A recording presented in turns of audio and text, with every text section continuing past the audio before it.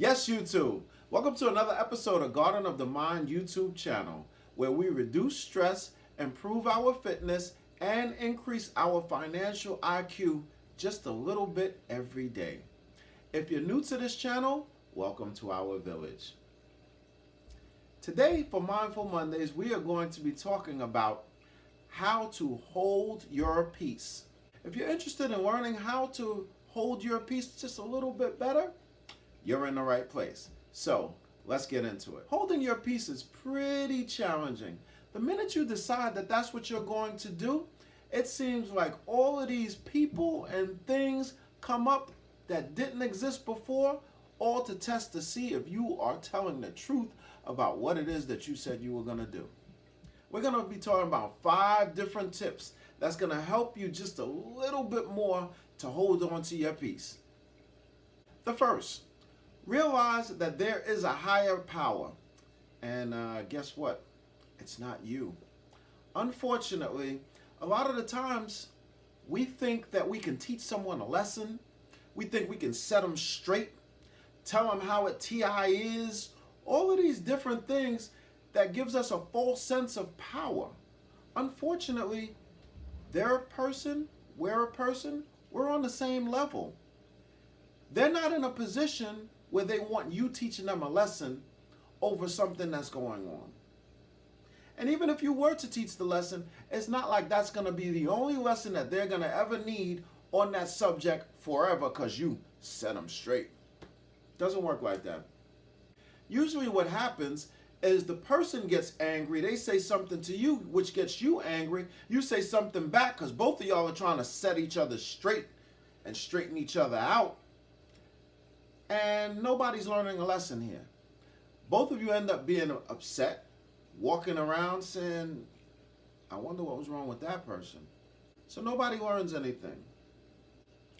Realize there is a higher power, and you can call on that higher power if you feel like you need some of the strength to deal with this type of situation or person that you're dealing with at that particular time. You don't have to do it by yourself. Number 2, recognize the good in people. If somebody does something to you untoward, give them the benefit of the doubt, or even forgive them altogether. Think about it this way. Maybe they were in a hurry when they cut you off. Maybe something was going on in their lives that led to them slighting you. Most of the times it's not personal. Most of the times people are so focused on their priority, they're not paying attention to their consequences. And some of those consequences may mean them slighting you. So give them a pass and forgive them. Romans 2:1 puts it this way. At the end of it, it says, for you who judge, practice the same thing. What that basically says is that none of us are higher than the other. Those people who judge other people, chances are they're doing the same things.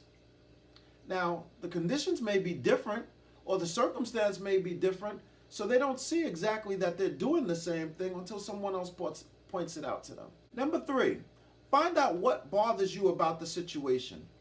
Life is neither positive or negative, but how we interpret it to be. In short, situations are neutral in nature. We give it the power. We think about them in a negative or a positive. Find out what about the situation bothers you. I like to think about the logic of a 5-year-old kid. If you're ever around a 5-year-old kid, they ask you a question and you answer it and they say, but why? And then you answer that question and they say, but why? And you answer that question and they say, but why? Until you get good and frustrated. But the point of the matter is that technique is very helpful because it helps you to boil down exactly what it is that is bothering you about a situation to the point where you can't boil it down any further. Most of the times things bother us because it reminds us of something in our past where we've lost power, and we want to make sure that we assert our power in this situation and make sure what happened to us before doesn't happen to us now. Those situations could be someone took advantage of you.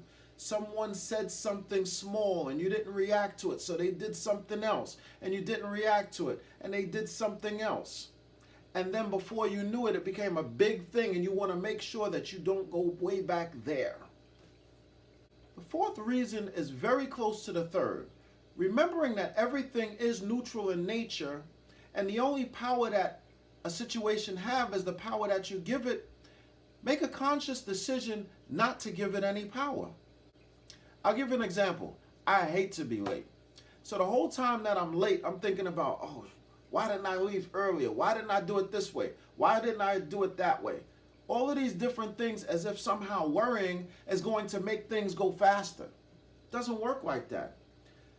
Whatever it is that I'm doing, whether it's walking, driving, I would be doing at the same speed, whether I was worrying about it or not. So at that time, that's not the time to worry about it. You can't do anything about it. You're not going to accelerate your speed and lateness by worrying at all. Get there and be okay with the decision that you're going to be late this time. Do something to make sure that you're not late the next time. And don't beat yourself up. That never helps. Number five is setting limits with people. Setting limits is very helpful because it lets them know what it is that they can expect from you or what it is that you accept. And it's okay to set limits. What you do is, that's how you teach people how to deal with you. When I was in the School of Social Work, there was a particular professor who used to say, I don't answer why questions. And you know what our question was to this professor? Why? And he'd say, I don't answer why questions. So we have to figure out another way of asking him, how come he doesn't answer why questions? So usually that's what we would say is, how come you don't answer why questions? And I thought, wow, that's pretty good. Not so much that he didn't answer why questions, but the fact that he decided to say what it is that he was willing to accept now caused us to deal with him in a different way than we would normally deal with him. One tip that I use is I say, I know what you want, but this is what I can give you. And what I think that does is it recognizes that you probably need more than I can give you, but that's it. So sometimes you could have a discussion where you're talking with someone whose voice seems to be a little escalated, they seem to be a little agitated, and instead of them talking, they're doing more like yelling. You can say to such person, I don't think this is the best time for us to have this discussion. Can we have this discussion at another point in time? If you like this video, please give it the thumbs up. If you like this channel, please subscribe. If you want to know when I post, which is Mondays, Wednesdays, and Fridays, but the exact time that I post, so you could be the first one to see these videos, click on that notification bell. And remember, thoughts are actions, words have power, and actions have consequences. Tune in for Wealthy Wednesdays when we will be discussing credit. See you then.